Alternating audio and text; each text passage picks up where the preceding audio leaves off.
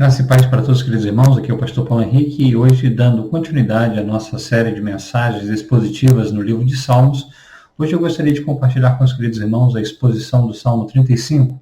Diz assim o texto bíblico: Contende, Senhor, com os que contendem comigo, peleja contra os que contra mim pelejam, embraça o escudo e o broquel, ergue-te em meu auxílio, empunha a lança, reprime o passo aos meus perseguidores, diz a minha alma, eu sou a tua salvação. Sejam confundidos e cobertos de vexame os que buscam tirar minha vida. Retrocedam e sejam envergonhados que tramam contra mim. Sejam como a palha ao léu do vento, impelindo-os o anjo do Senhor. Torne-se-lhes o caminho tenebroso e escorregadio, e o anjo do Senhor os persiga.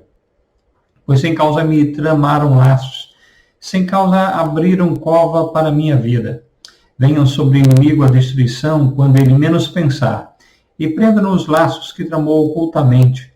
Caiam neles para a sua própria ruína. E a minha alma se regozijará no Senhor, e se deleitará na sua salvação.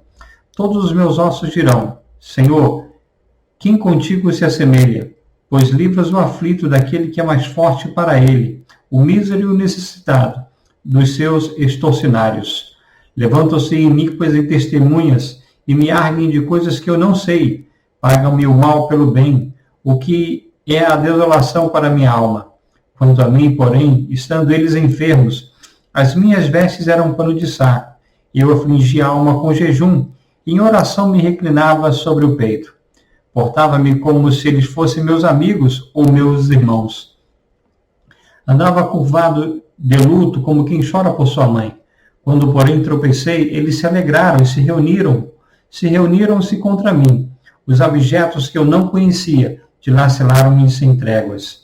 Convis, bufões e festins rangiam contra mim os dentes. Até quando, Senhor, ficarás olhando?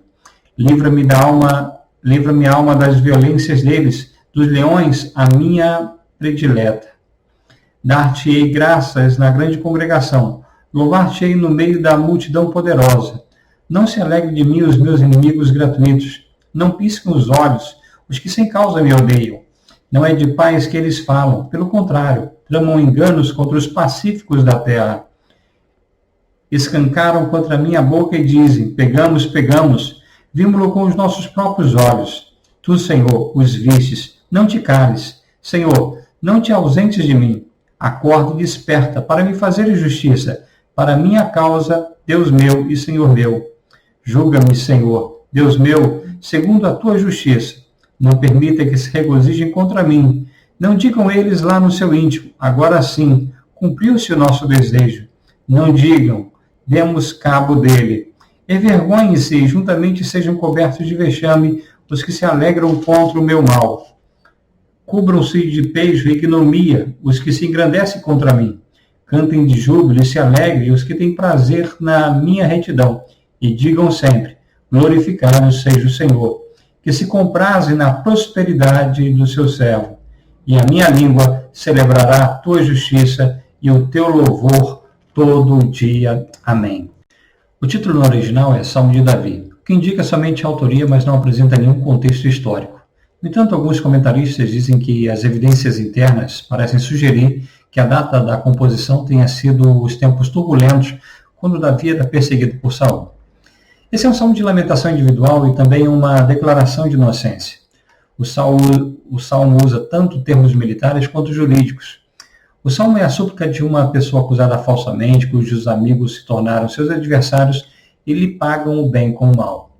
O salmo tem 3 divisões bem definidas, cada uma com lamentação, oração e ação de graças, de modo que alguns imaginam que poderiam ter sido originalmente composições separadas, que foram depois unificadas em um único salmo.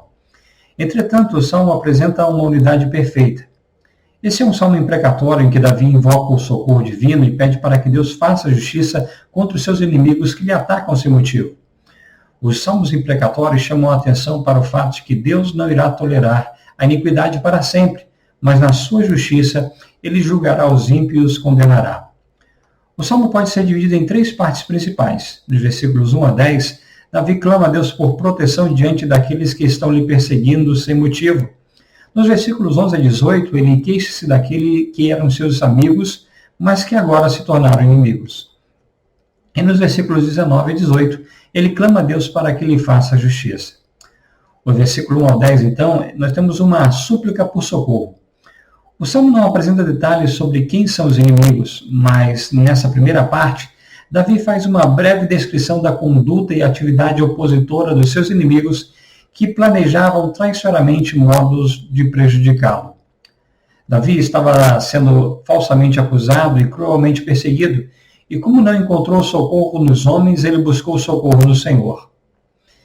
Visto que os seus inimigos buscavam não somente tirar-lhe a vida, mas também o atacavam com calúnia e difamação, Davi pede que o Senhor, como um juiz e um guerreiro, defenda a sua causa e lute contra os seus inimigos. No versículo 1 ele pede: contende, Senhor, com os que contendem comigo, e peleja contra os que contra mim pelejam. A palavra hebraica traduzida como contender significa lutar, processar juridicamente, e é usada para descrever a contenda entre os homens. É um termo que aparece frequentemente em contextos que envolvem disputas legais, com o sentido de defender uma causa na justiça, mas às vezes tem o sentido de ir para a peleja. A palavra pelejar no original hebraico significa lutar, combater, guerrear, e tem o sentido de atacar alguém física ou psicologicamente. Desse modo, Davi declara a sua inocência e pede que o Senhor faça justiça contra os seus inimigos. Se nem mesmo Davi escapou das calúnias de homens maus, não devemos também nos surpreender que sejamos censurados ou feridos por homens maus. O pedido de Davi pode ser considerado como uma promessa para todos os santos, de que no julgamento eles terão um advogado, e na batalha, proteção divina. Nos versículos 2 e 3, Davi utiliza uma linguagem militar. O versículo 2 cita 2 tipos diferentes de escudos que eram comumente usados em batalha. O primeiro escudo refere-se a um escudo pequeno e redondo que era segurado no braço para proteger a parte superior do corpo. O segundo, chamado de broquel, era um escudo retangular, maior, que protegia todo o corpo, sendo usado tanto para a defesa como na preparação para o ataque. O pedido de Davi é para que Deus, como um guerreiro, pegue em armas e lute a seu favor contra os seus inimigos, como mostra a parte final do versículo 2, que diz: ergue-te em meu auxílio. Esta é uma petição que ocorre em muitos salmos num contexto de guerra. A palavra ergue-te significa ficar de pé, mas indica-se levantar-se com uma finalidade de tomar medidas, que aqui é ajudar ou socorrer a Davi. Em algumas traduções, o versículo 3 apresenta 2 armas de guerra, como na Nova Versão Internacional, que cita a lança e o machado de guerra. Um tipo incerto de arma que era semelhante a uma lança, embora mais curta e leve. No entanto, outras versões traduzem a palavra hebraica segor não como um substantivo para uma arma, no caso machado de guerra, mas como um verbo sendo traduzido como reprime o passo, que tem o sentido de opor-se. Ao que parece, a intenção de Davi é que Deus, ao pôr-se como um muro, impedisse seus inimigos de o atacarem. Davi também desejava ser tranquilizado novamente por Deus, por isso ainda no versículo 3 ele pede: dize à minha alma, eu sou a tua salvação. Aqui a salvação indica o livramento de qualquer perigo físico e inclui as ideias de vitória, vindicação, resgate e ajuda. Nos versículos 4 a 8, Davi pede a derrota completa dos seus inimigos, que não são somente inimigos pessoais, mas também inimigos do povo de Deus. Davi pede que o Senhor confunda e envergonhe os seus inimigos, cujas intenções e artimanhas são malignas. As palavras de Davi não devem ser interpretadas como uma expressão de vingança pessoal, mas como um clamor por vindicação ou justiça divina. No versículo 4, Davi ora para que os seus inimigos fossem confundidos, literalmente envergonhados, e cobertos de vexame, literalmente sofrer vergonha ou desonra, que comunica a ideia de desgraça pública. Os inimigos de Davi buscavam tirar-lhe a vida e tramavam contra ele. A palavra tramam no original tem o sentido de causar danos, destruição ou infortúnio. Por isso Davi pede ao Senhor para que os seus inimigos sejam expostos à vergonha pública e que sejam levados como palha ao léu do vento. Assim, como as cascas de trigo eram levadas pelo vento quando o grão era peneirado, indicando a ideia de inutilidade completa. Nos versículos 5 e 6, Davi pede que o anjo do Senhor lute por ele e afaste seus inimigos. No Antigo Testamento, a aparição do anjo do Senhor estava frequentemente ligada a contextos militares. No Salmo 34, o anjo do Senhor era o protetor do povo de Deus. Aqui, ele é aquele que traz a destruição sobre os inimigos do povo de Deus. O anjo do Senhor representa salvação e proteção para os justos, mas para os inimigos significa castigo e condenação. Nesses versículos, o anjo do Senhor está personificado pelo vendaval que empurra adiante de si todos os obstáculos e que derrota os exércitos inteiros em lugares perigosos. No versículo 7, Davi proclama sua inocência e diz que seus inimigos têm agido contra ele sem causa justa.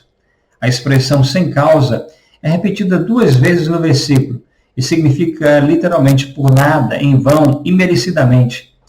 Isso demonstra que todos os ataques eram infundados, tanto do ponto de vista religioso como legal.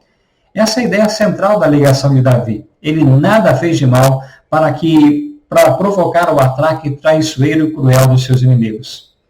Os inimigos lhe tramam laços, literalmente ocultaram armadilhas e abriram covas para pegá-lo de surpresa, o que mostra a atitude desonesta e maldosa de seus inimigos, com ênfase no engano e na traição oculta.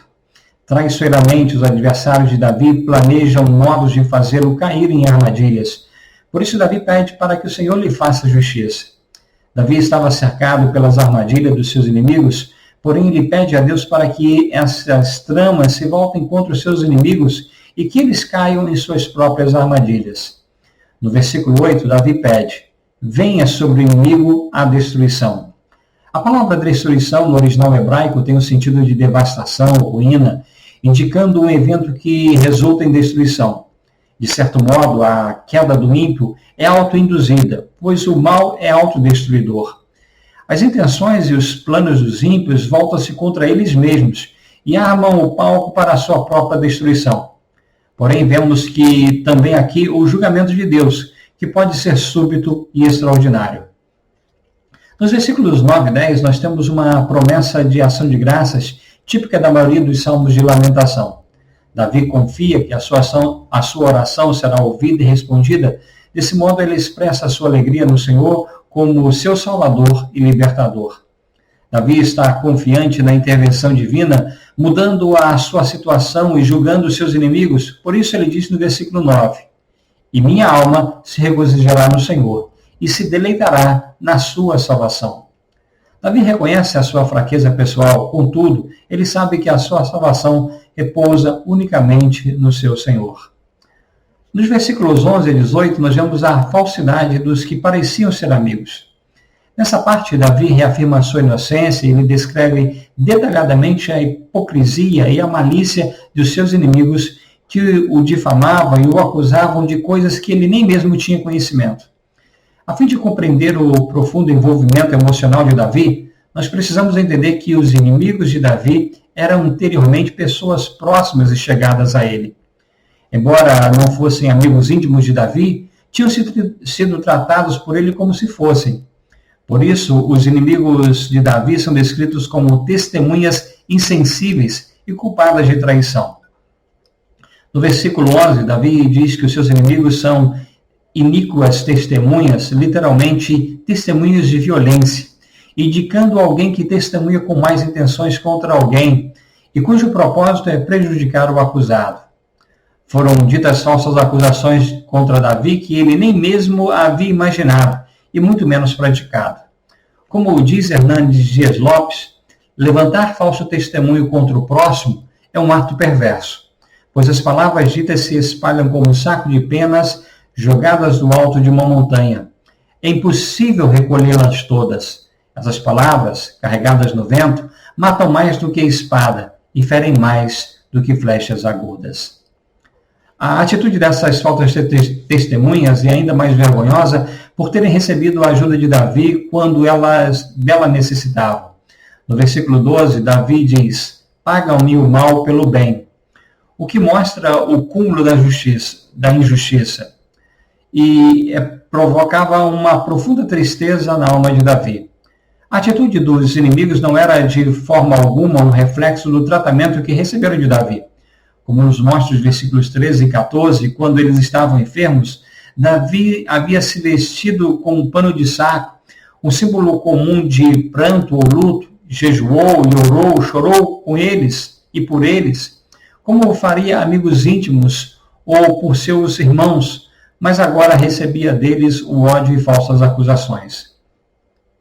Em contraste com a atitude de Davi, os seus inimigos se alegraram com o seu tropeço e se reuniram para acusá-lo, como mostra o versículo 15 que diz: quando, porém, tropecei, eles se alegraram e se reuniram. Reuniram-se contra mim. Em vez de lamentarem com Davi, os seus inimigos o cercaram, procurando oportunidades para humilhá-lo ainda mais. Davi prossegue dizendo que os abjetos que eu não conhecia dilaceraram-me sem tréguas, indicando que algumas pessoas desconhecidas se juntaram aos falsos amigos de Davi para acusá-lo sem tréguas e sem que ele soubesse. O termo abjetos é uma palavra incomum para agressores e que aqui denota pessoas vis e destituídas de reputação. No versículo 16, Davi comparou seus inimigos a animais, pela forma como o tratavam. Atrevidamente, eles escarneciam de Davi como vistufões em festins, literalmente ímpios zombadores, em tom cada vez mais alto, enquanto rangiam os dentes, uma expressão de ódio como animais selvagens rasgando a presa. Nos versículos 17 e 18, Davi clama ao Senhor para que olhe para a sua situação e o livre da violência dos seus inimigos. Depois ele promete louvar ao Senhor publicamente na grande congregação. No versículo 17, Davi ora dizendo: até quando, Senhor, ficarás olhando? A resposta até quando geralmente indica um senso de completo abandono. Davi implora desesperadamente ao Senhor para que haja rapidamente para livrá-lo da violência dos seus inimigos e salvar a sua vida preciosa das garras de homens ferozes como leões. Em alguns momentos, pode parecer que Deus está tardando, mas nesse momento precisamos entender que Deus, em sua sabedoria, já determinou o tempo para a nossa salvação e nada atrasará. Por isso, Davi, no versículo 18, diz que dará graças e louvor ao Senhor na grande congregação, ou seja, diante do povo de Deus. Isso nos mostra que não devemos nos esquecer de louvar ao Senhor e proclamar as suas misericórdias. Nos versículos 19 ao 28, nós vemos um clamor por justiça. Nessa parte, nós encontramos a súplica de Davi por libertação. Mais uma vez, Davi declara a sua inocência e ora ao Senhor pedindo que o impeça o arrogante triunfo dos seus inimigos. Os inimigos o odeiam sem causa, o que é algo perturbador e arrasador para Davi. Eles trocam os olhares de desprezo, como diz o versículo 19, para com Davi, o que mostra que o seu desprezo para com Davi. Os inimigos de Davi diziam querer promover a paz, mas na verdade eles utilizavam de engano para inventar acusações contra os pacíficos da terra, como diz o versículo 20. A expressão pegamos, literalmente haha, no versículo 21, é uma expressão de sarcasmo, de desdém, algo como vimos o que você fez, indicando que os inimigos de Davi arrogantemente tinham grande prazer em acusá-lo falsamente. Nos versículos 22 a 26, Davi pede que o Senhor não se cale diante da sua situação trágica, mas entre em ação para defendê-lo contra os seus inimigos.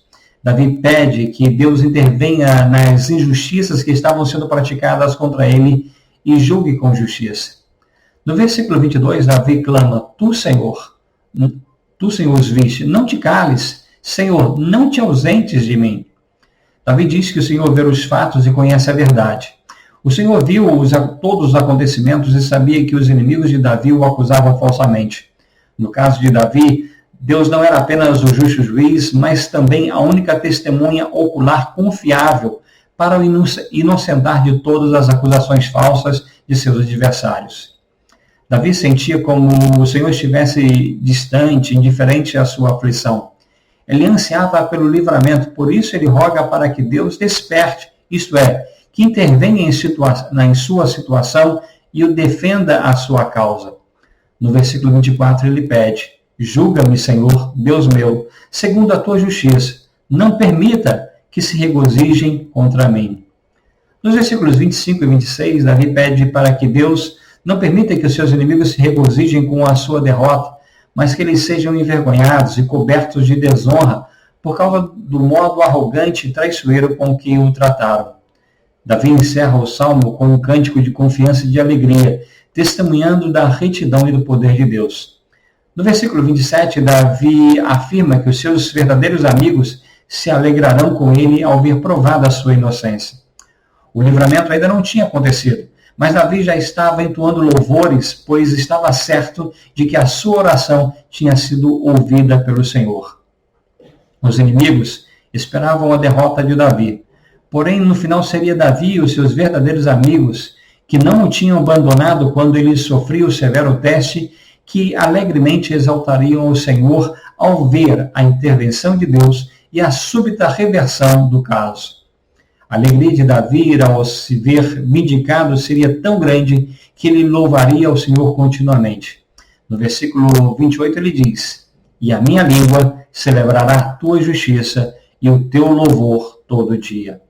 Davi diz que a sua língua não se calará, mas falará sempre da justiça do Senhor e como ele é digno de todo louvor. E concluindo, o Salmo 35 pode não ser um dos nossos favoritos, mas todos nós já fomos em algum momento falsamente atacados e acusados como Davi. Uma das experiências mais deprimentes para o justo é enfrentar falsas acusações por parte daquele que parecem ser seus amigos. Essas acusações podem despedaçar o nosso coração, manchar a nossa boa reputação e trazer injustas consequências. Esse salmo mostra a Davi uma situação de grande angústia, sem, no entanto, ver de imediato a resposta de Deus às suas orações. O problema não era a falta de confiança de Davi, pois ele tinha certeza da intervenção e do livramento do Senhor, mas ainda não havia chegado o momento de alívio da tristeza e do perigo. A beleza desse salmo é mostrar que o que geralmente sentimos ao ser falsamente acusados por pessoas ímpias, que pode incluir pessoas que pensávamos ser nossas amigas. O Salmo também nos mostra o que devemos fazer nessas ocasiões. Na maioria das vezes, a reação humana é o desejo de vingança pessoal. No entanto, Davi nos mostra o que devemos apresentar ao Senhor a nossa causa, pois Ele tudo vê e fará justiça. Nos problemas e conflitos da vida, devemos sempre nos lembrar de que Deus está pronto para nos defender. Se pertencemos a Cristo, Ele é o nosso juiz e advogado. Ele vê todas as coisas e, mesmo que demore, não devemos desanimar, mas devemos esperar com paciência no Senhor, porque Ele fará a justiça. Como diz Lucas 18, versículo 7, não fará Deus justiça aos seus escolhidos, que clamam a Ele noite e dia, embora pareça demorado em defendê-los? Que Deus abençoe a todos em nome de Jesus. Amém.